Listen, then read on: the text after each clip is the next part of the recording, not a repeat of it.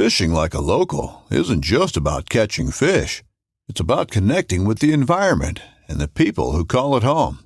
It's about hearing the stories and traditions that have been passed down for generations and sharing unforgettable moments with the people you meet along the way. Fishing like a local is having an experience that stays with you forever. And with Fishing Booker, you can experience it too, no matter where you are. Discover your next adventure on Fishing Booker.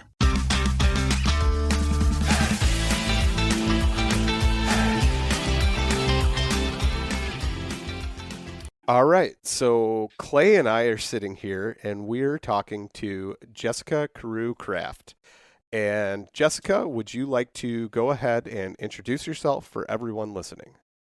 Sure. I am foremost a mom of two girls. I love to say that because that's definitely my most important and influential job.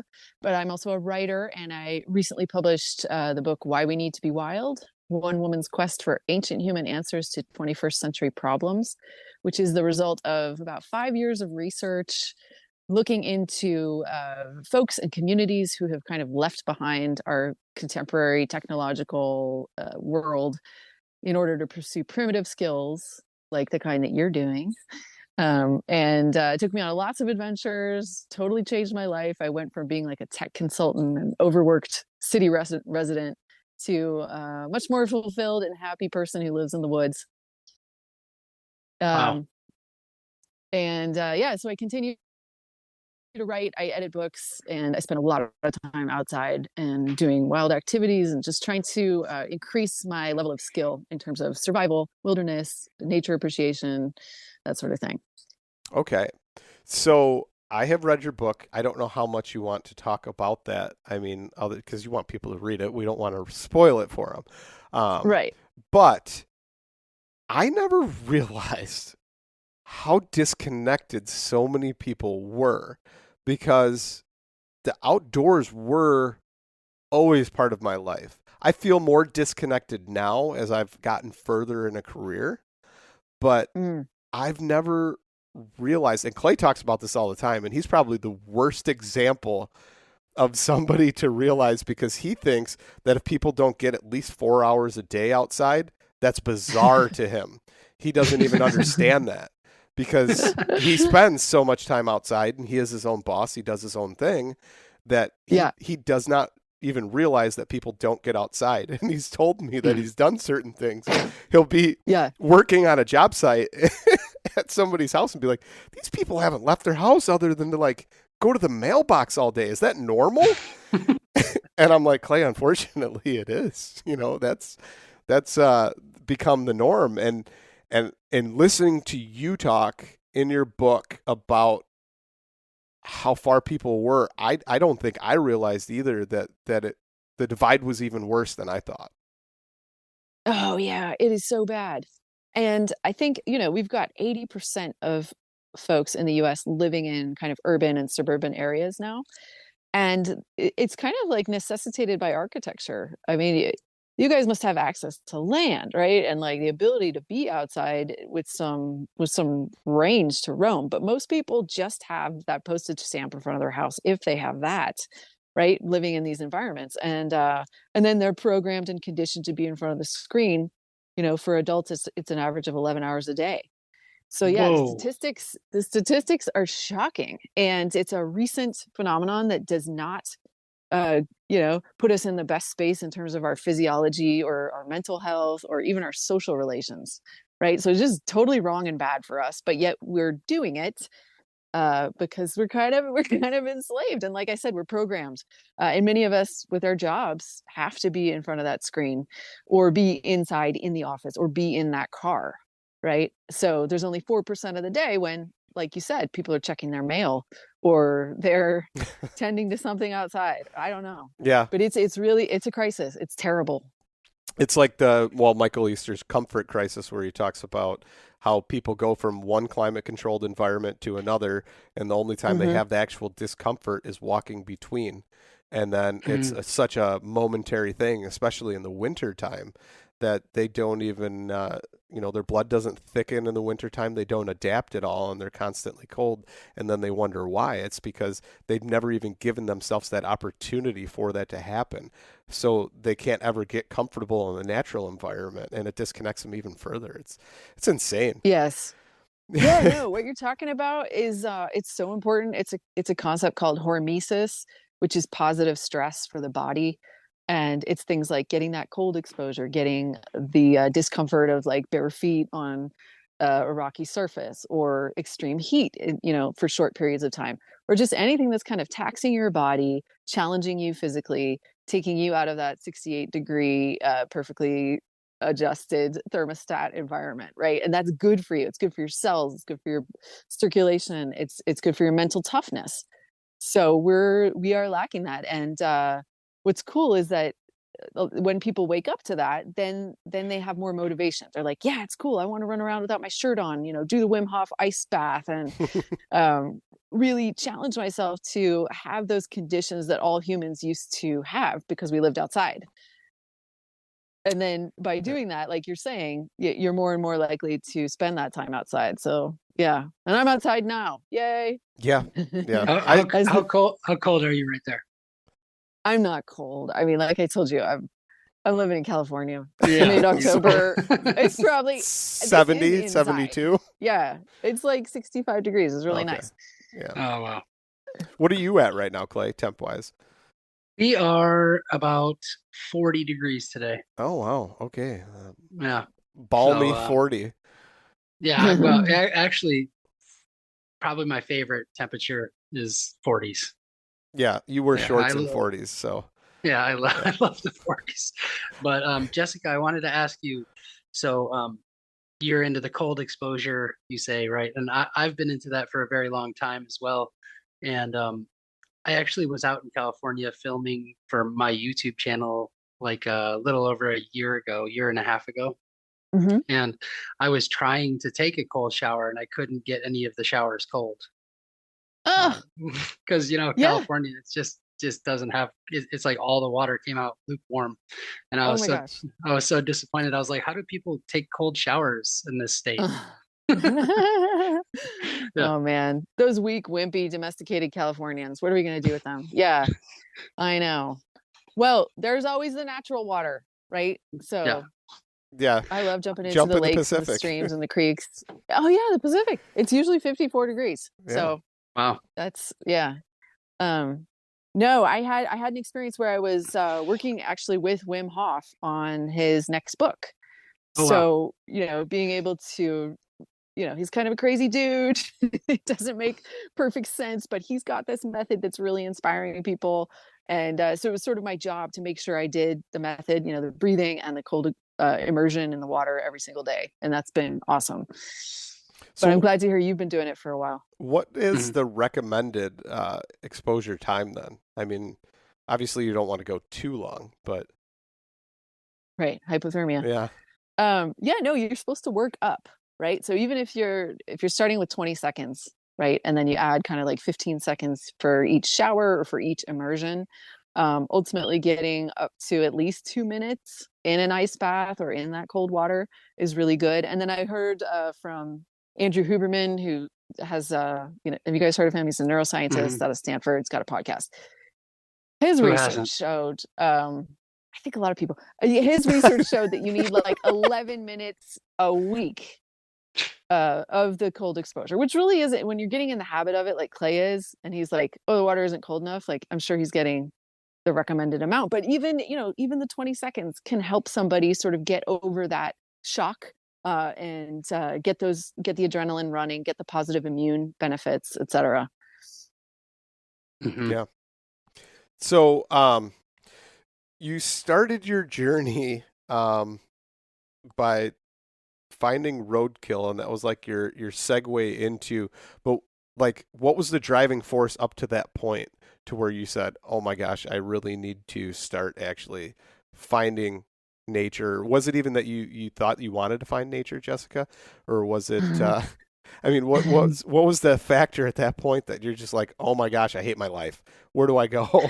Yeah, yeah. Well, I think it was just working in the deadening Silicon Valley tech utopia, where all these things were promised to us, that there was going to be a killer app to solve every human problem, and then looking around and seeing the irony and the contradiction in that these folks weren't healthy and happy who were working to develop the killer apps and invest in the VCs investing in the startups.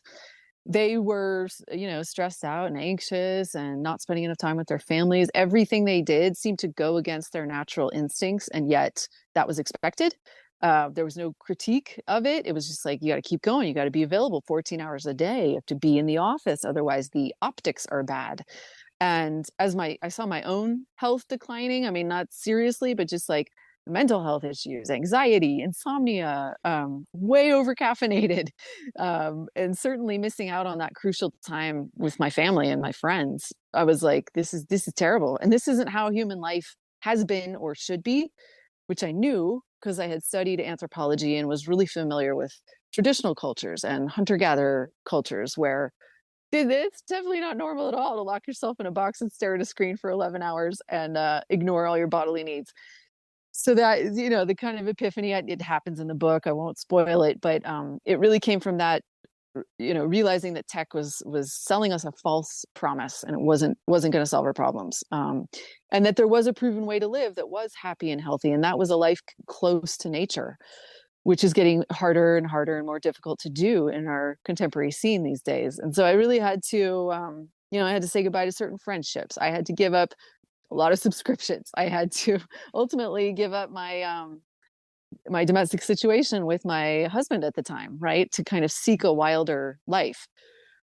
And so nature immersion was key to that. Learning my local ecosystem, learning to feel comfortable outside, no matter what the conditions are, like we were talking about, and understanding how native people from my region would survive and what materials they'd use and what foods they'd seek.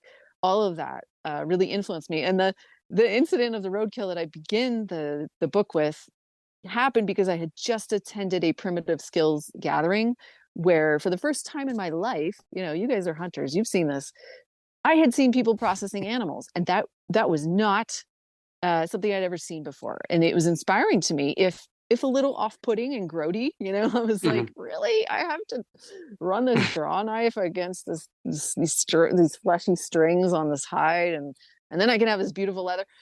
So it was, overcoming those kind of cultural taboos, but being really excited about, like, oh my God, there's all these animals who are destroyed because of our fast-moving civilization on these roadways. And so the first roadkill fox I saw, I was like, I got to get this thing and I got to try to work with it and redeem its life. Yeah. I just lost the fox pelt. My freezer took a dump, and that was one of the things I lost that was in there that I had that been in there for about 4 years. I planned on doing something with it and never got around to it. Yeah. Yeah. Unfortunate, but it's okay. I mean, it was the birds and everything else picked the carcass, so it wasn't like it was totally wasted. And it was eliminated from killing my chickens at the time. So it was okay. Yeah. Okay, win-win. But now, yeah. Oh, bummer. Yeah. But so no stole or anything cool, although I do have this nice coyote pelt here that feels good on it. Yeah. So yeah, I mean, you talk about the drive and stuff and the technology, and Clay, I know this kind of scares you a little bit too, but like the advancement of it and how fast it's moving and where it's going and how much people rely on it is absolutely absurd to me. And recently I was driving home. I was just in Indianapolis, and I was driving home from Indianapolis and didn't use any navigation because I was like, I know I can do this. And pulled out of a gas station, and my wife goes, "Are you sure you went the right way?" And I go, "Well, I pulled in and the gas station was on the right side of me. So when I pull out, if it's still on the right side of me, I'm good to go." and I go, "Do you not know where you're going at all?" And she goes, "No, I just look at my GPS." And it made me think, like, holy crap, this is so bad that people can't naturally navigate anymore. And I know Clay is huge into natural navigation. Yeah. I would also say that to further demonstrate your map skills with mine, I one time drove all the way to my mother's house in the Adirondacks with nothing, just road signs, and I live in northern Michigan. So Nice. yeah, and I can't. I was actually blown away that like some people find it so hard to even make it around the town that I live in. Yeah, You know, it's Yep. true. yeah. What was your experience with that, with navigation and stuff? I mean, was it that bad? Were you that reliant, or was it something that you never let get away from you completely? Yeah, so much to say with this one. And I just have to note that, neuroscientists have looked at this and we're actually losing the gray matter for spatial awareness as Hmm. we become more reliant on these technologies. And they do studies of, you've probably heard of this, the London cab drivers Oh yeah. who they have like increased larger hippocampus than folks who don't have to navigate every day. So, when we're losing these skills and giving it up to technology, it does have an impact on our physiology, which is kind of scary because it's like, can you get that back? Can you regain that skill? And, I'm of the age, I don't know about you guys, but, it was all paper Hmm. maps and knowing where you are when I learned to navigate and drive a car and Hmm. get around. So, and I know, so I've watched it in my lifetime and I've seen the habit develop with myself. And I like that you're both challenging yourselves to, I mean, it sounds like Clay, you're probably looking at the direction of the sun to figure out which way to go to your mom's house.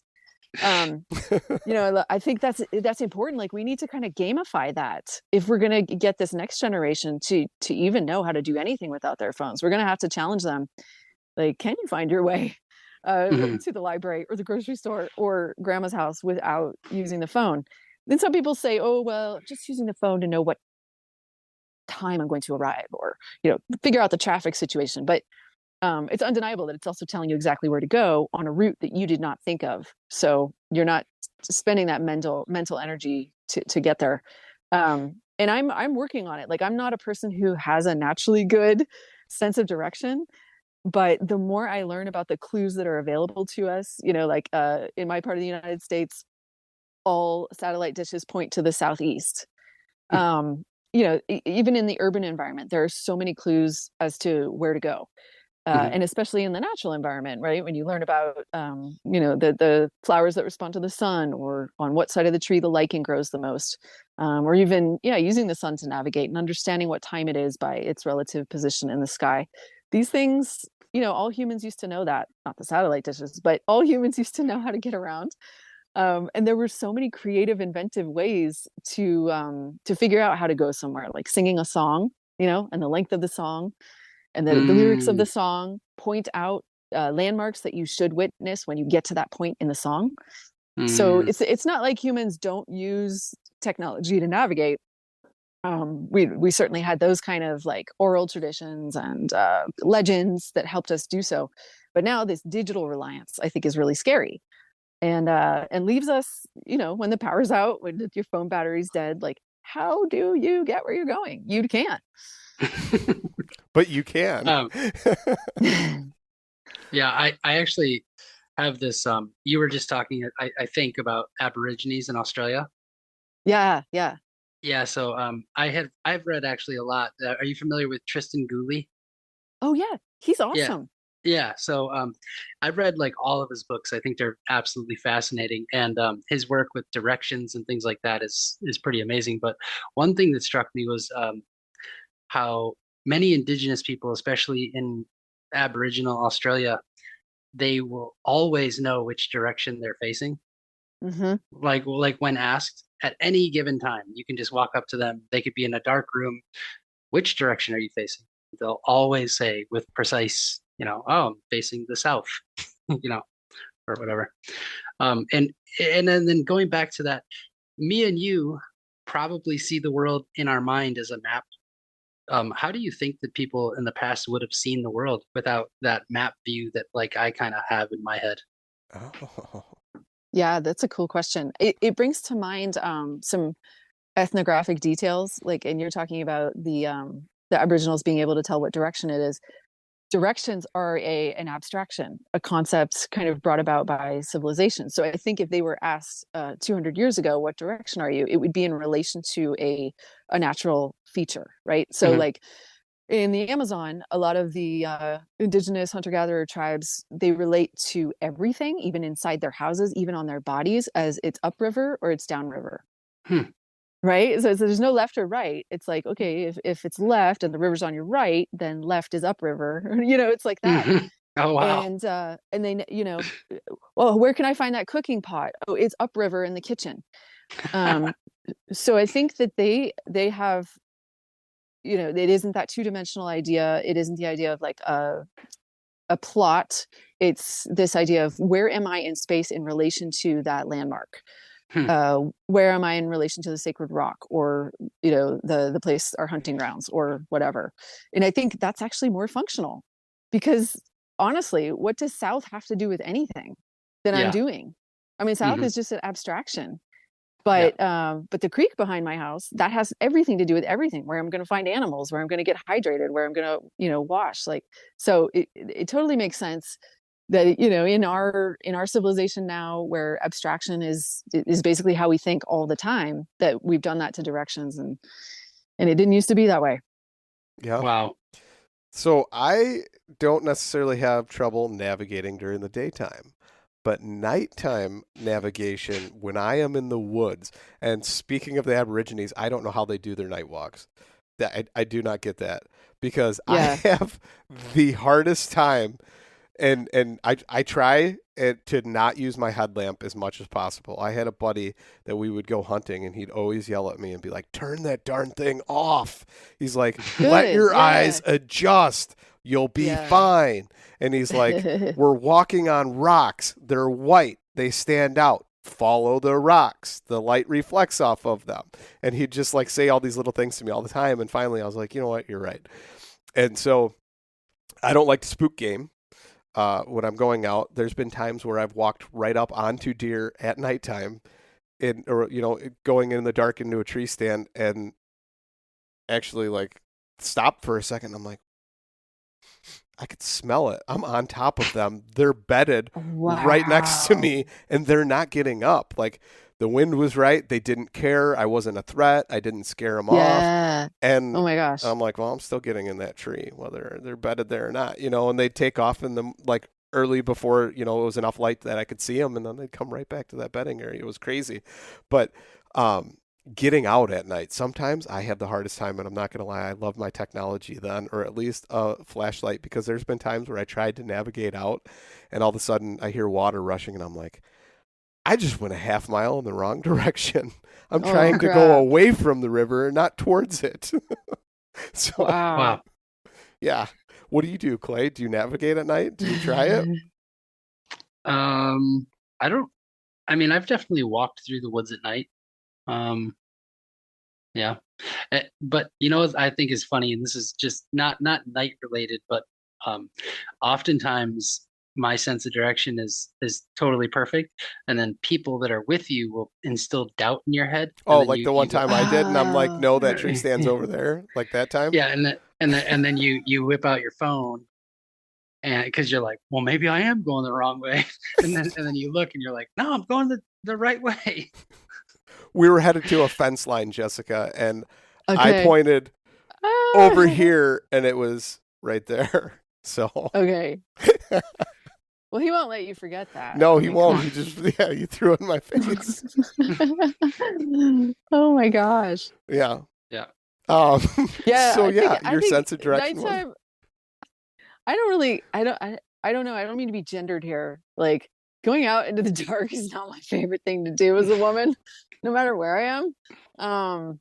So yeah, and I do think we've lost a lot of that night vision, that we're like permanently handicapped by all these artificial lights and blue lights, and the fact that we didn't grow up navigating in the dark. Like, for me, I feel like this is kind of a lost skill. It's not like, I did consult an eye specialist one time, and they're like, no, you can take walks late at night, go out for an hour, and your pupils will dilate in ways that like you've never experienced before, and you will start to see things.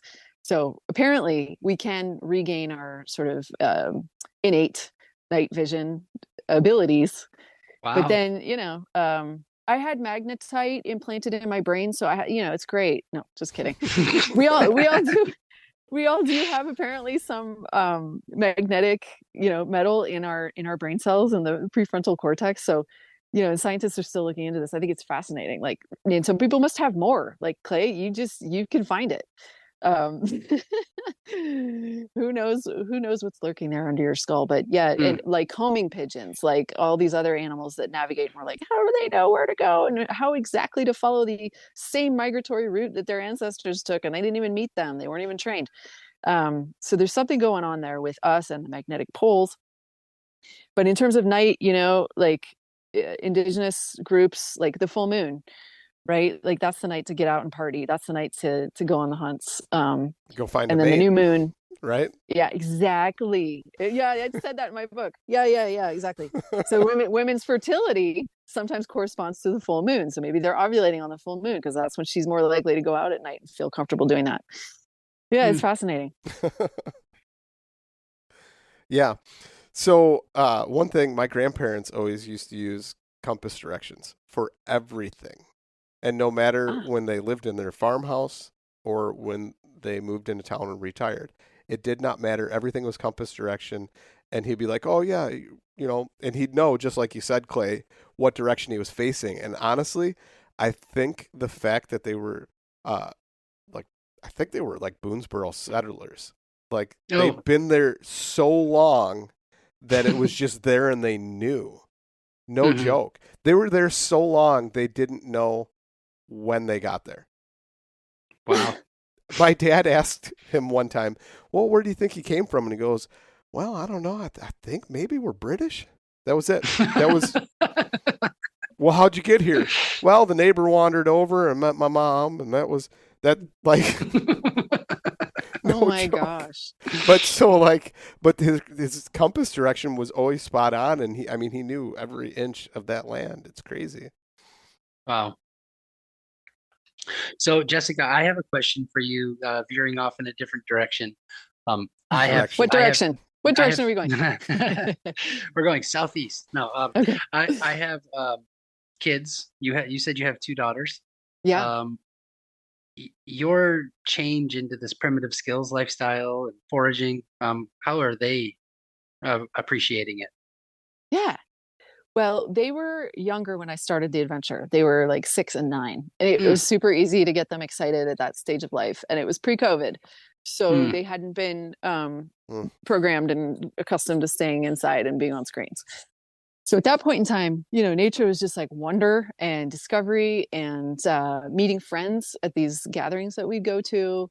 And I think there was also some joy in learning together. So the first goat hide that I processed, the kids and I made a drum out of it, and it was just like, oh, now we can make music and have a dance party. And just tried to apply it always to their interests and give them something to talk about that their friends might not have been doing.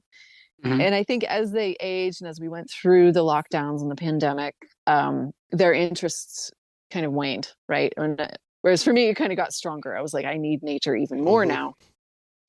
And now that they're 10 and 14, I'm really glad that they have a basis. Like they're good naturalists. Like I always make sure to take them out a couple times a week, and we talk about the plants we're seeing and what berries are in season and like look at animal tracks, and they still have it. And I feel like it's a lifelong skill, mhm. especially for this ecosystem. And I hope that they would know how to adjust to a new ecosystem and learn the plants and, understand what's going on around them.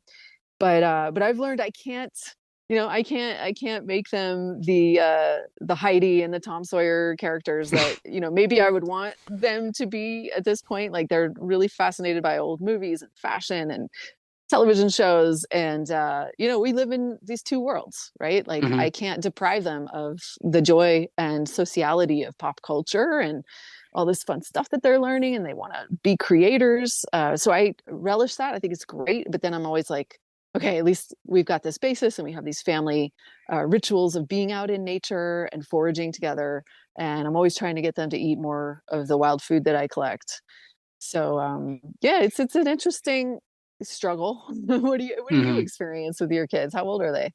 Well, I have a 13-year-old, a 10-year-old, and a 4-year-old. and they've all grown up since like day one. I've been foraging for 17, 18 years now. Nice. And so they they've all grown up with it since day one. So actually they're very used to it. Now like Yep. my son's rebellion is like I don't like wild rice, I like white rice. Yeah. And then like my daughter, my middle one, she never wants to go in the woods. She like complains about it. Oh, we're gonna go for a hike. How boring, and then she gets out there and she has a blast. The littlest So, one, or no, that's Willow. oh Yeah. So okay. yeah, the littlest one, Lily, she loves going for what hikes in the woods, but she wants to be picked up about 10 minutes in. So yeah, I've got 3, and the oldest one isn't as into it, but I think it's honestly because I didn't start my journey until she was already like 5, maybe. But yeah, the 6-year-old and the 4-year-old, they absolutely love it, especially the 6-year-old. She and what's funny is they all know more than I ever did in almost all of my life, right? That at their age they know so great, so much more than I ever knew, and they pick up on it so fast. It's that that tactile sense of learning where I take them and let them touch it and feel it, and they get that relationship with it, and all of a sudden they almost form a bond with it. And so my 6-year-old, she loves chicory. She thinks it's beautiful, has this fascination with it, and she's like, Dad, look, there's still chicory out here in the yard. She found like the one remaining one that was still blooming, and she just loved it, And so she'll take if other kids come over, she'll take them on plant walks and be like, this is this. And she's like, I don't really remember what it does. I know you can eat it, but there's other stuff to it, and just try and she tries to think of the medicinal properties and stuff and can't always remember, but I mean, it's still there and it's awesome. And then the little guy, he'll just go around. Yeah. It's fun. Little herbalist. Nice. Yeah, I hope she does. I hope she does become an herbalist, naturalist, something. That's in her wheelhouse for sure. Yeah, I have, my kids are like, when we talk about it, they're like kind of bloodthirsty. They want to have, they want to have the experience again of, like processing ducks and chickens and quail and rabbits, like the stuff that we were able to do. So we're looking for ways to get more of that animal processing into their lives, which is great. So do you guys live anywhere near Catalina Island? No, that's Southern California. Okay. Yeah, what happens there? Well, pretty soon what's going to happen is they're going to cull the entire herd with helicopters and sharpshooters and just eradicate the deer from the island, even though they have more than enough to sustain themselves. But apparently, because they weren't native to the island, they don't want them there anymore. But it's a great opportunity, and it was an over-the-counter tag to hunt. And I mean, you're on an island. It's a huge island, but nonetheless, you're on an island. If you work hard enough, you're guaranteed to get one. Right. And now it's going to go away. I know. So it's kind of sad to see. But I was going to say, if you are, now's your opportunity. Go get a tag and go get one. Yeah, thanks for that. I'll have to look into that. Really cool. I mean, yeah. So have you had an interest in hunting yet and just haven't pursued it, or you're not there yet in your journey? Yeah, I am definitely interested, and I definitely want to start with bow. So I have a target practice set up, but I do have a bow, and it's like, oh my God, releasing a book does not leave you with a lot of free time during hunting season. So it's not happening this year, but hopefully next year. So when you say bow, are you talking compound or are you actually primitive? Is it a self bow? Did you make it yourself? It is a compound bow. Okay. That's a good thing. I think everybody should start with that, or at least get a kill with a crossbow just to make it happen. And that way they can process those emotions and get through all that. I never realized. So this is kind of funny, but taking friends hunting, Clay was with me on this journey, and we took some friends wild boar hunting. And nice. One of my friends had never killed before and really wanted to, and he did. And afterwards I started just talking to him and explaining like what we were going to do. And he goes, give me a minute. I was like, okay. Mm. And I just, Mhm. I respected it because I didn't think about it. I just started talking like, hey, let's, get the knife and we're going to process it. And he just needed a minute or two to process it in his own head and to deal with those emotions that he'd never felt before. He'd never felt the emotions of taking a life other than maybe Right. like an insect or something, It was bizarre to me at first because I never thought about that. As a kid, I grew up hunting. I never killed Mhm. big game, but there was always squirrels. There was always doves was a big thing. My dad would always take me dove hunting and pheasant hunting. So there was still that death and that element. There was always a reverence for the animal and a respect, and we ate it and all these different things. But I never thought about that until he said that to me, and I was like, "Holy cow!" Mm. Never even thought about it. And how did the moment go for him? What did he get out of it? Good. It felt good. He just I'd never taken a life. He's like I've never processed that emotion before. I needed a minute Yeah. or two to just realize, okay, I did this. It's not a bad thing I did this because one, I'm helping out the local economy because there is a trapper that's trapping them and bringing them to this place where we're hunting them. So, we're putting money in the economy. We're eliminating an invasive species that is doing degradation Oh to, yeah. different things. And so he's like, it's not a bad thing. I just had to force myself to realize that it wasn't like a life wasted. It was a resource gained. And I was like, Mm. okay, all right. I understand that and I respect that. I was like, now do you want to break it down? And then of course he did, but it was pretty cool to just watch that and witness it because I'd never seen that before. And like, I didn't even have any mentors when I first started hunting. It was just, I mean, like small game and stuff, but when it came to deer, my dad didn't deer hunt. He wasn't a deer hunter. So that was on me. It actually took me like 4 or 5 years before I finally killed a deer Yeah. with a bow. And then it was like, that feeling was just elation.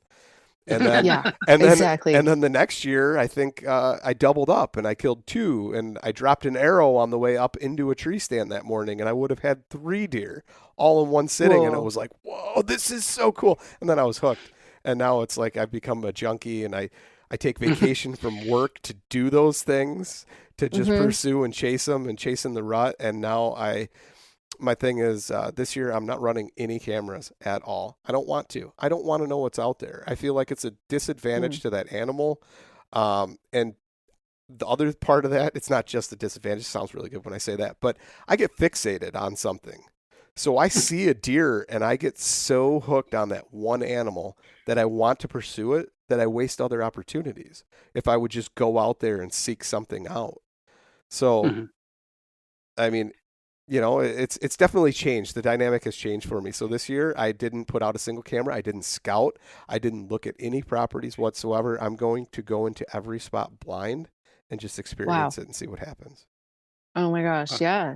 No, Yeah. It sounds like you're kind of re-indigenizing your hunting. I'm still using a modern compound bow. I have killed with a longbow though, and wooden arrows that I made myself. So I do have that. Never stone points props. though. No stone points. Props. Amazing though. Still. Yeah, you mentioned the author Michael Easter earlier and the comfort crisis, and he has a new book out called Scarcity Brain. Scarcity Brain. Yep. Yeah, I totally recommend it. I mean, he's not really well, he's not a primitivist or a rewilder, and he tends to be kind of domesticated in his views, in my opinion. But he talks about this idea that like something you work really hard at, you have so much more gratitude and so much more appreciation for it. So that idea that like it took you 4 or 5 years, Yep. right? So to finally get that with the bow, I mean, that's like winning an Olympic medal, right? It's this thing that you just really sought, and now you totally appreciated it with your full being. And we have so few experiences like that now in this comfortable, convenient world, where we have to work at something for even days. That doesn't happen anymore. It's all a swipe. It's all a push. It's all a send. Instant gratification is like the worst thing that could have ever happened to man, which actually changed our brain patterns, right? So yeah, I mean, yeah, the dopamine. Yeah. So no, that's super cool that you're doing that slow hunting and that you're going to do it kind of unaided this year. And best of luck. You're just doing it just like me, Luke. Only better. You'll never get to Clay's level, obviously. No. Oh, not with hunting, Clay. So I am the hunter of the podcast. Clay is the forager. We Clay, I love you, buddy. Yeah. But No. I'm not, you can say it. It's fine. he frustrates me frequently with the hunting stuff. Uh-huh. No, He's a better gatherer, we will say. I'm a better small game hunter. Oh, you think so, huh? No. I Challenge mean, accepted. no. I said no. I mean, I'm better. Yeah, than that Me, big game. Yeah. Yeah.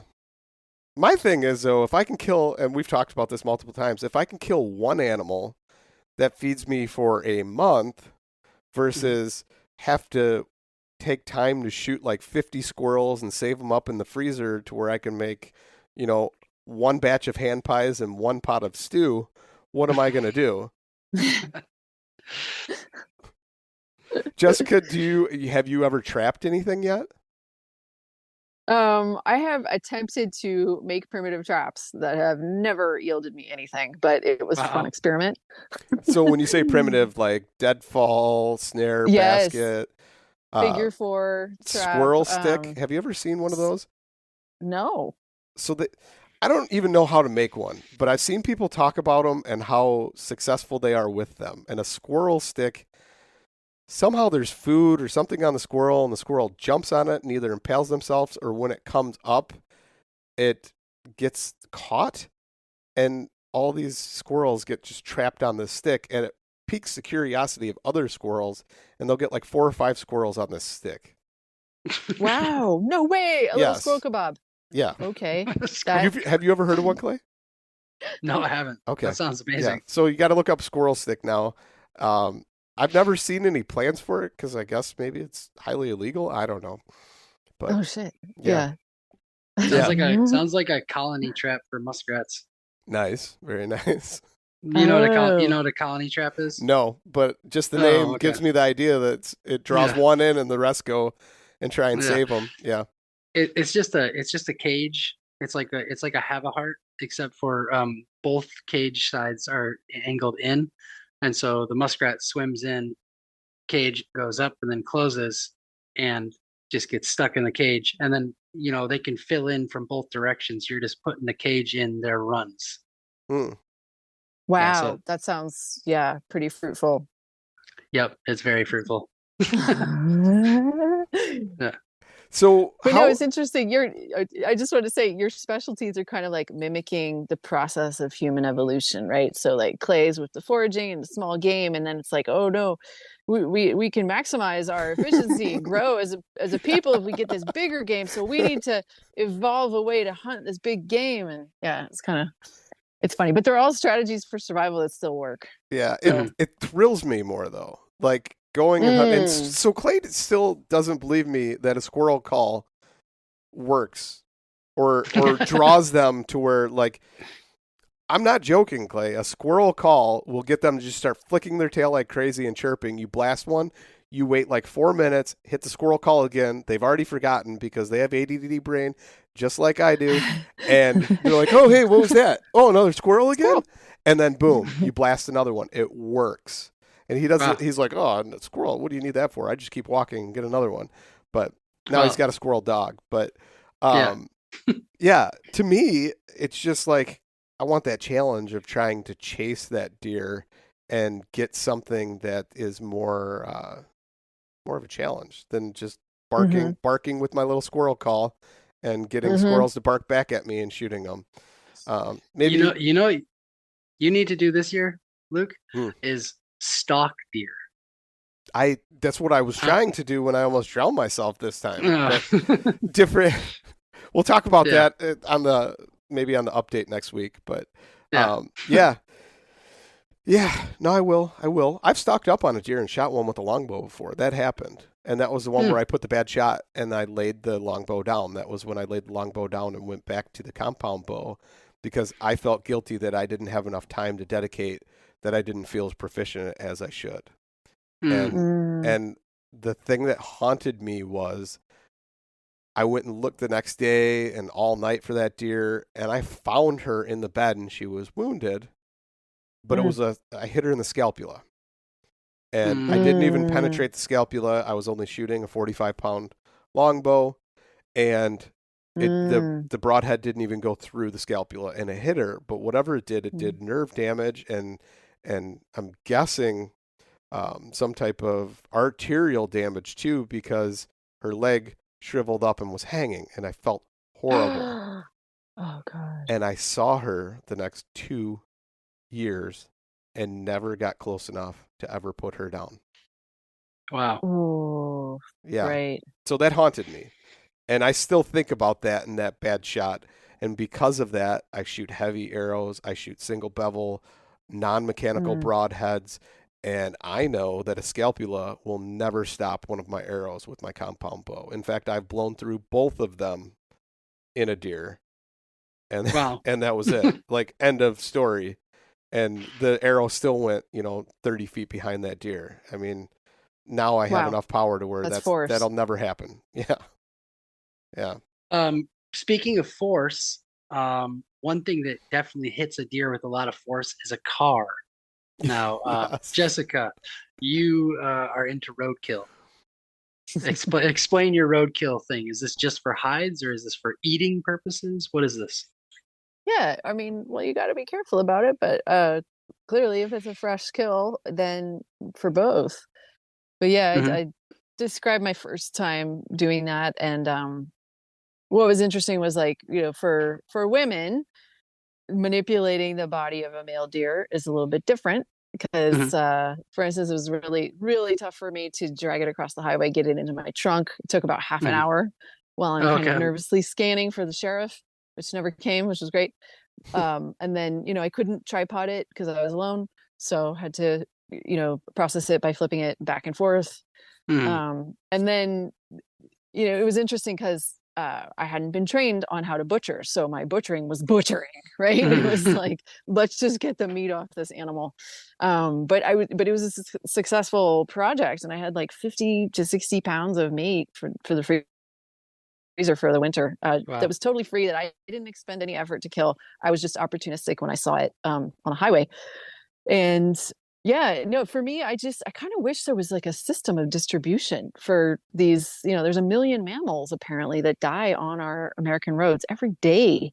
Not all of them are edible or even desirable, but it is such a huge waste. It's akin to like some kind of factory farming bounty.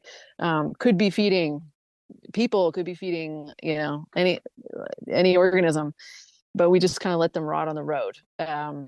So in the abstract, it kind of makes rational sense to be able to take those animals and have a system of distribution for them, permits, tags, whatever. But right now it's mostly illegal across the US, which I think is will change and should be remedied. That's illegal, huh? By you, it's illegal? Yeah, it's kind of I haven't looked it up in 2023. When I wrote the book, the laws were changing. So I'm not quite sure. So most really states, most states in the Midwest, they allow you to get a salvage tag. You call the Department of Natural Resources or Fish and Wildlife, whoever is the department that governs the wildlife in your state, and you can actually get a salvage tag, which is fairly simple or easy to get. Sometimes it's even just, hey, take a piece of paper and electrical tape it to it, put this number on it, and that way, at least when you get it home, you keep this number, and if somebody questions it, you have that, and that says that we allowed you to take it. So that's unfortunate. And how many people do you think are using that? Like, what's your understanding of how common it is? Quite a few. Quite a few. It depends. So my question to you before we get into that would be, how do you identify it and know it's safe to actually take or eat? Yeah. Well, how do you know any meat is good? You use your senses. Okay. Right. So, and you use common sense about, like, what's the temperature outside? How, is it stiff? Is rigor mortis set in? How does it look? Are the eyes cloudy? What kind of, insect life is around it? Like, how does it look? And I think, people who, if you train with other folks who know how to identify it, that's your first resource, is to just ask the other folks who have done it a bunch, is this good? But then as you take more and more, I think it's sort of an instinctual drive. Humans, we know what food is good, what meat looks good when it's in its original form. I truly believe that. So it's about honing that sense. And then you can be conservative and just take the hide if you're queasy about how good the meat is. A friend of mine just 2 weeks ago, she was traveling on this curvy highway near our place, and she saw a deer on the side of the road. Her friend with her, who was visiting from the Bay Area, he was like, "Well, how do you know it's fresh?" And she's like, "Watch, I'll show you." She goes over to the deer, puts her hands on its heart, right? And the thing lifts its head up, right? It wasn't dead. Yeah. It had just been hit. So she's like, "Yep, this one's fresh." Kind of a funny illustration. And so then she humanely cut its throat, and they were able to process it that night. So that was a really good find for them. Wow. Yeah. Word to people, if you do find a roadkill deer or deer and it does stand up on you and you go to cut its throat, one, make sure it's a sharp knife, not a dull knife. Recently just witnessed somebody pull out a dull pocket knife and try to do that. And I ended up having to grab my knife out of my car and be like, please use this. Please. Wow. Yeah, it's pretty bad. And the other thing is make sure you go deep enough. So I believe you even talk about that a little bit in your book, because it is true. And I've seen that happen too, to where people do not go deep enough with that knife, and it's a superficial wound that's bleeding rather than something that actually ends life and bleeds out quickly. Yeah. And don't then you're try causing the suffering. Yeah, and don't try and do a heart kill with one, cut its throat and get the arteries cut, because sometimes you can miss. There's things in the way there. Sometimes if it's gotten hit by something, the guts actually move forward and you pierce the guts and then get a bunch of gross stuff inside your cavity. Right. That's from personal experience, I can tell you that. No, those are all I put really a knife good with a tips. gut hook in and pulled it out, and guts came out, and I was like, oh, those shouldn't be there. Oh no. Yeah, it was bad. Yeah, so don't do that. But so, yeah, I do think a lot of people do. In fact, I hit a deer last year on the way to work and called my buddy and said, hey, I know you're not doing anything today. Go grab that deer. It's fresh. And he went and salvaged it and actually wrote Luke's deer on it. So every time he took out a package, he'd send me a picture and it'd say Luke's deer when he'd go to cook it. Yeah, no, but there's something really righteous and restorative about that. Like, yeah, it's horrible that it died, but yeah, it didn't go to waste. So Yeah. yeah. So you started doing the wild crafting / like primitive skills gatherings first. What drew you to that? I'm kind of curious that like you didn't just be like, oh, let's go learn how to make a basket, or let's go to a foraging foray or a walk with somebody, or like what drew you to the primitive skill stuff? I think it was getting suggestions from folks I trusted, actually from the permaculture community, who were like, well, if you really want to go deeper with this, you got to go to one of these ancestral skills, primitive skills events. And that's where you can become human again and learn all the skills that ancient humans had. So that was just really appealing to me. And I kind of coming from Bay Area tech life, it was kind of the furthest away in terms of lifestyle that I could get, that I had ready access to. So I had a friend who was an anthropologist who was like, you need to come and, come with me on my research in Nicaragua. It's going to take you 4 days to get there and 4 days to get back, but then you'll really be with some hunter gatherers. And, that was just too prohibitive to go on that kind of adventure, even though that was the lifestyle I wanted to study and immerse myself in. And so I was like, okay, well, what can I do here in the US? And those were the events that I could access without the 4 days of travel on a river. I have never been to a primitive skills. Have you, Clay? Yes, I have. I've never experienced that. I don't know. Yeah, it's pretty fun. They're great. It's fun. Good for kids. I mean, it gives you a break from kind of our parenting regime, because they literally do just run off in packs and amuse themselves outside. Maybe your kids are doing that. I try then. to keep them as feral as possible, and I know Clay's kids are pretty freaking feral too. Awesome. So we've been to a lot of foragers gatherings, through the years, and then Yoga Fest I used to go to every year here in northern Michigan. And yeah, I can say that it's the same thing as the primitive skills gathering. The kids just run away, and you're like, okay, I'll see you in a couple days. Yeah. Yeah. No, it's great. Yeah, you should try, Luke.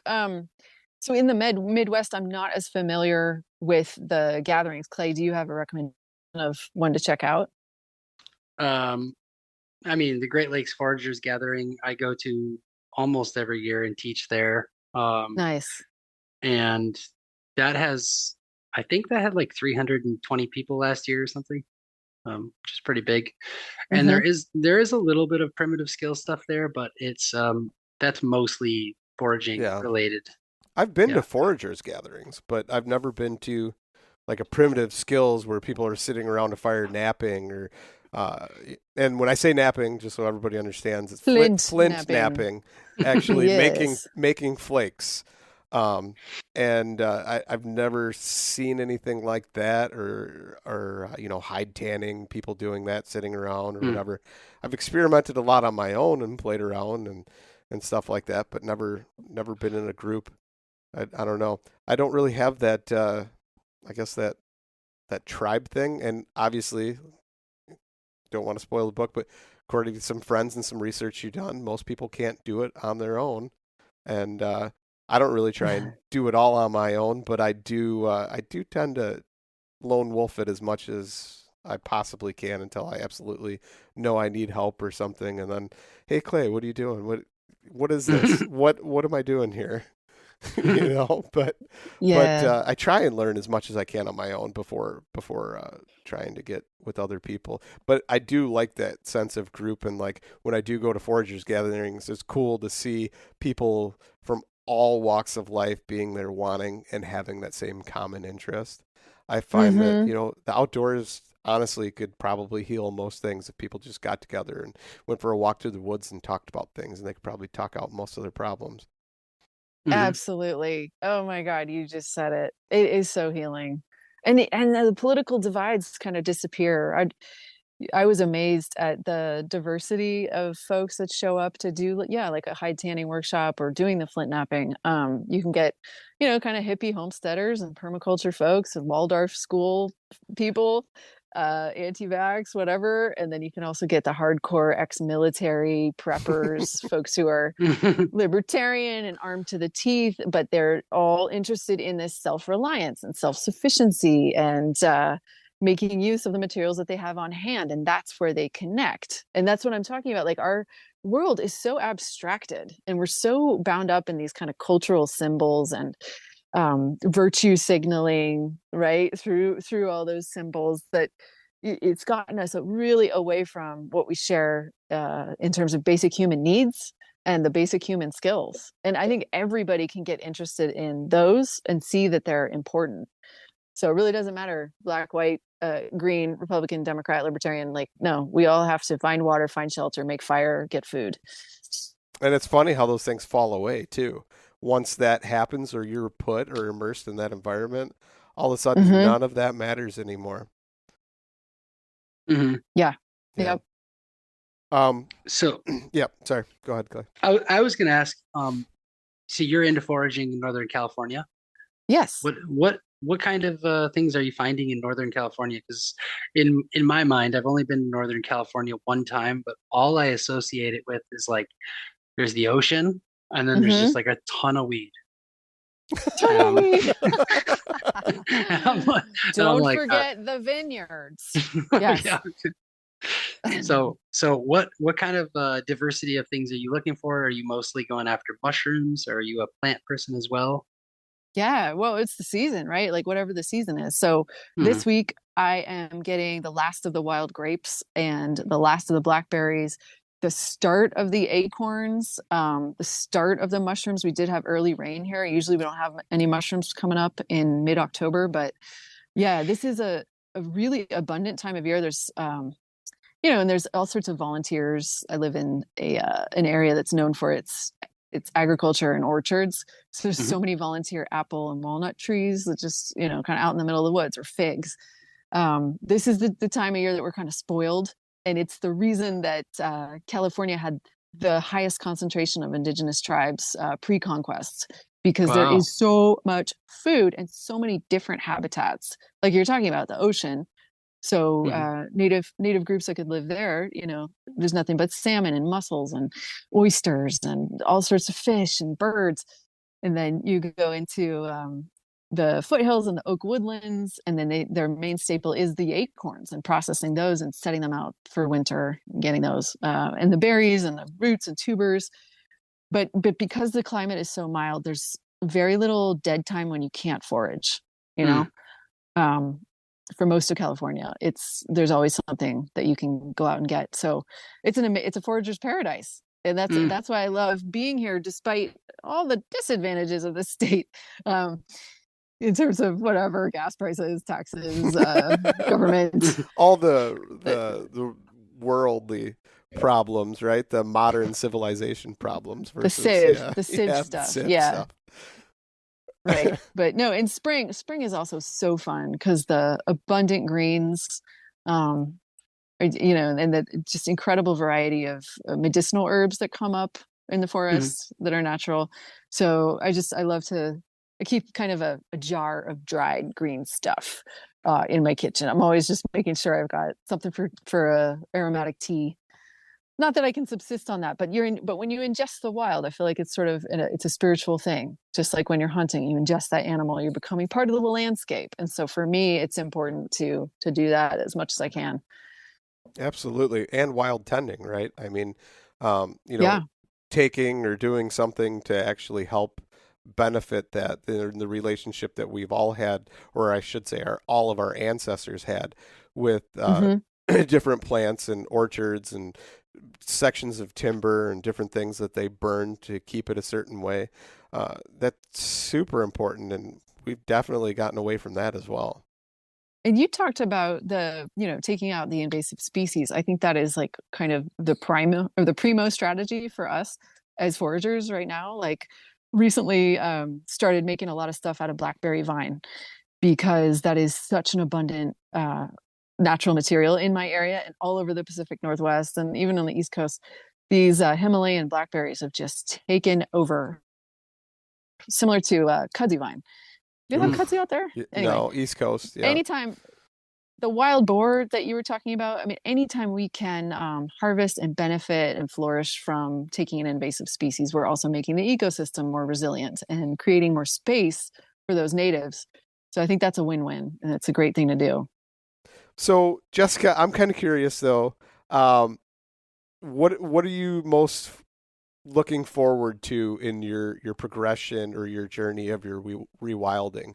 Like, what's the next big thing? Is it the hunting that we talked about with your bow? Yeah, you hit it. I mean, I love this idea of not mastering, gaining some sufficiency in archery and the bow hunting. I think that's really exciting. And then, I sort of have this pet project of replacing a lot of my industrial goods with natural ones, and so it's just really exciting to me anytime I can make something new that I used to order from Amazon or get at Target, and now it's like, okay, I have a wooden spoon instead of a plastic spoon, and anytime that happens, I'm really excited because then it's like getting more self sufficient, getting less dependent. Yep.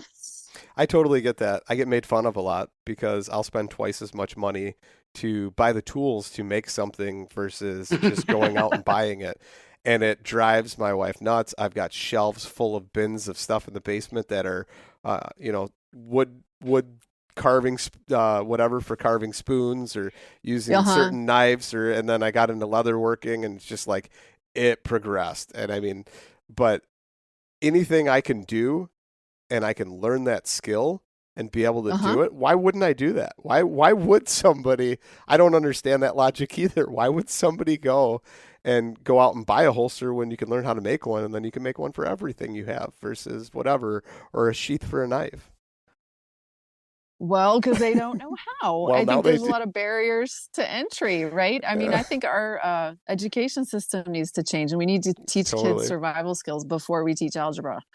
Yeah. So what are you most looking forward to with the stuff you're going to build? Like, what are you going to make? Oh man. Okay. Well, I can open up my little notebook here and show the long list.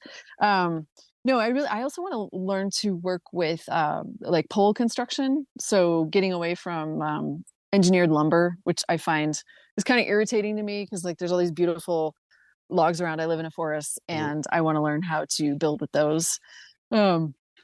Tenon and join or whatever the construction is, but leaving it a raw edge, not having to use the precise dimensions, that kind of thing. I'm excited about that. And then building furniture from that, and kind of building out a camp.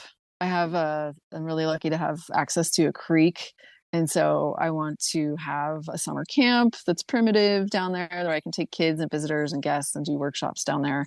So basically just like kind of working with the land, making trails, and all of that I find to be so much more satisfying than writing at this moment. I'm really glad I wrote a book, but wow, was that a struggle. And I'm happier doing stuff with my hands outside now. Nice. So before we go, Jessica, can you tell everybody where they can find you, find your book, all those awesome things? Yeah. So the book is available where books are sold. I think pretty much every online outlet and a lot of bookstores and libraries have Why We Need to Be Wild. And I'm on Instagram at Why We Need to Be Wild. Where else? That's where I've been hanging out the most, because it's not my favorite habitat in the digital landscape, but if I'm going to go somewhere, it's there. And then I always love to connect with people personally. So on my website, which is jessicacarewkraft.com, I have an offering where people can sign up to talk to me in 15-minute segments if you're curious about rewilding, foraging, or even writing a book. I just love to expand my community that way. That's awesome. Yep. Thank you so much for coming on. Hey, thank you. Yeah, you guys really are so much it. fun. Great. Me too.